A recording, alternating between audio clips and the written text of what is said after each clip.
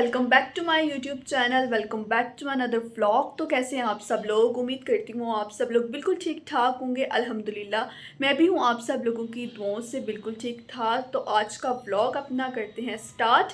उम्मीद करती हूँ आज का व्लॉग भी आप लोगों को आया होगा पसंद। सो चलें चलते हैं अपने व्लॉग की तरफ।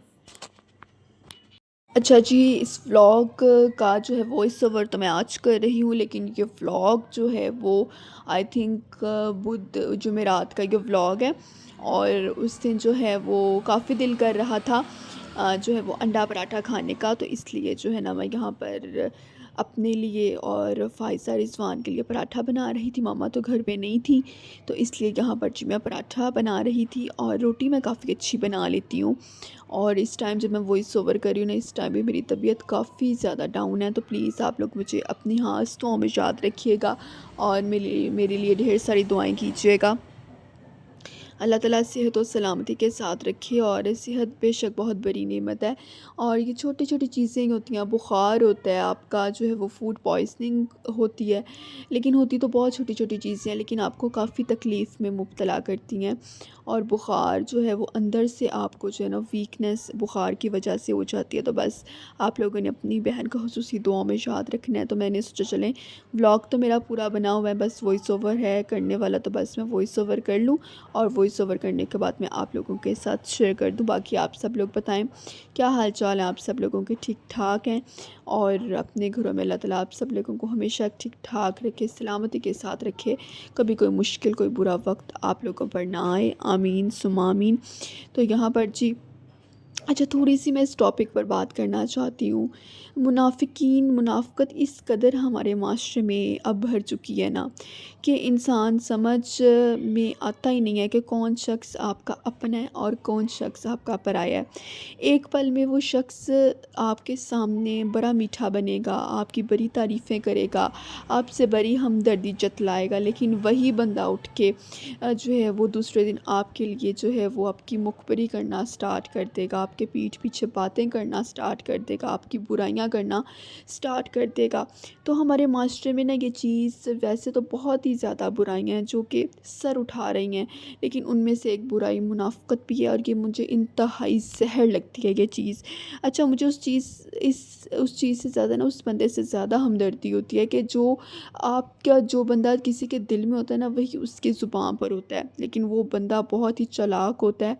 जो बंदा आपके सामने तो बहुत मीठा बनता है, लेकिन आपके पीछे आपके लिए नुकसान का बाइस बनता है, आपके लिए गरे खोदने का बाइस बनता है। तो दुनिया मकाफ़ाती अमल का खेल है। यहाँ पर आप जैसा बीज किसी के लिए बोएंगे, आप जैसा किसी के लिए सोचेंगे, आप जैसा किसी के लिए करेंगे, शायद 2 सालों को, शायद 3 साल या 10 साल बाद आपको उसका हमियाजा भुगतना पड़ेगा, आपको उसका मकाफ़ात अमल भुगतना पड़ेगा। ये हकीकत है। तो बस मुनाफिकीन से जो है ना वो मुझे शदीद शदीद नफ़रत है। बस अल्लाह ताला ऐसे मुनाफिकीन से सबको महफूज रखे।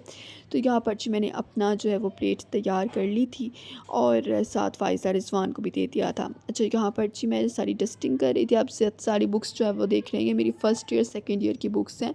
और मैंने फ़र्स्ट ईयर सेकंड ईयर में जो वो ज़्यादातर जो है वो सियासियात रखी थी, सिविक्स रखी थी, इस्लामिक स्टडीज़ रखी थी।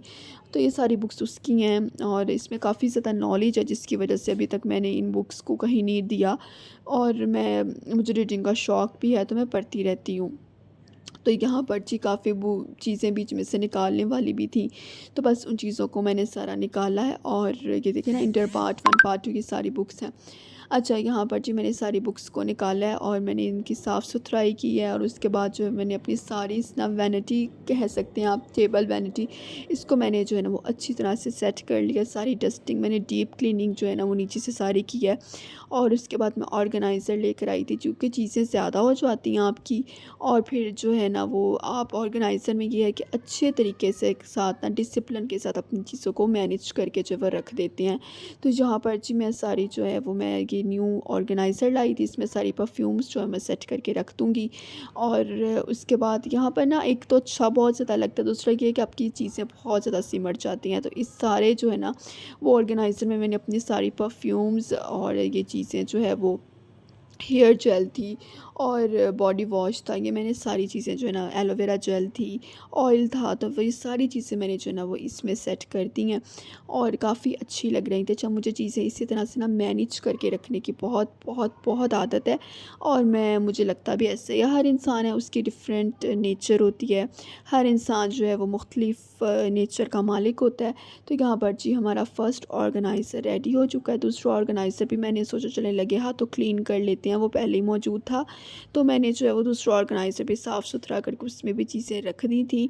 तो यहाँ पर जी हमारा ऑर्गेनाइज़र सेट हो गया। बाकी आप सब लोग बताएं, आप सब लोगों के क्या हाल चाल हैं, और अगर व्लॉग देख रहे हैं, अगर अभी तक आपने चैनल सब्सक्राइब नहीं किया तो चैनल को लाजमी सब्सक्राइब कर लें, और वीडियो को लाइक नहीं किया तो वीडियो को लाइक कर दें, कमेंट नहीं किया तो कमेंट करके भी लाजमी बताइएगा कि आज का व्लॉग आप लोगों को कैसा लगा।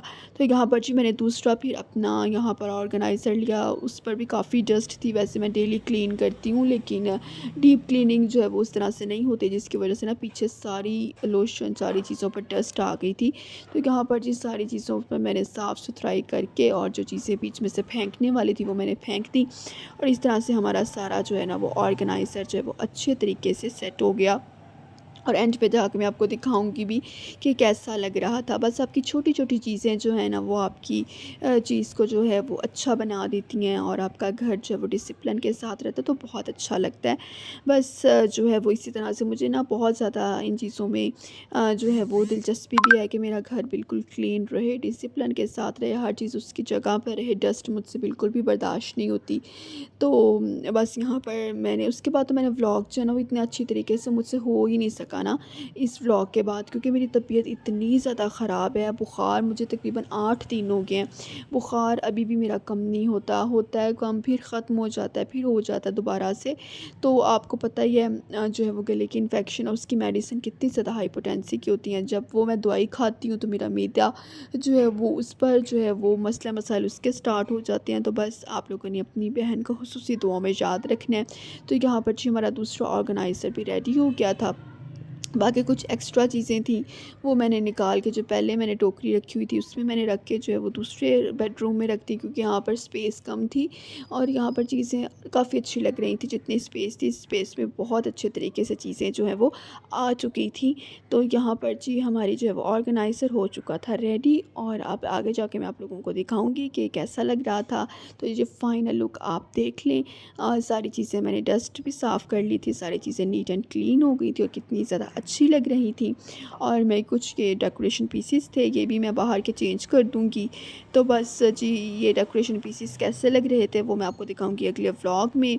और उसके बाद ये भी जी क्लिप्स हैं, मेरे हाल पिछले हफ़्ते के क्लिप्स हैं। मैं बस व्लॉग साथ साथ शूट करती रहती हूँ, वो इस सफ़र मैं आज कर रही हूँ। तो उम्मीद करती हूँ आज का व्लॉग आप लोगों को आया होगा पसंद। और उसके बाद यहाँ पर जी मैंने रात को खाए थे दाल चावल। तो उम्मीद करती हूँ जी आज का व्लॉग आप लोग को आया होगा पसंद। इंशाल्लाह बहुत जल्द मुलाकात होगी नए व्लॉग के साथ। अपना ख्याल रखिएगा, मुझे दुआओं में याद रखिएगा। अल्लाह हाफ़िज़।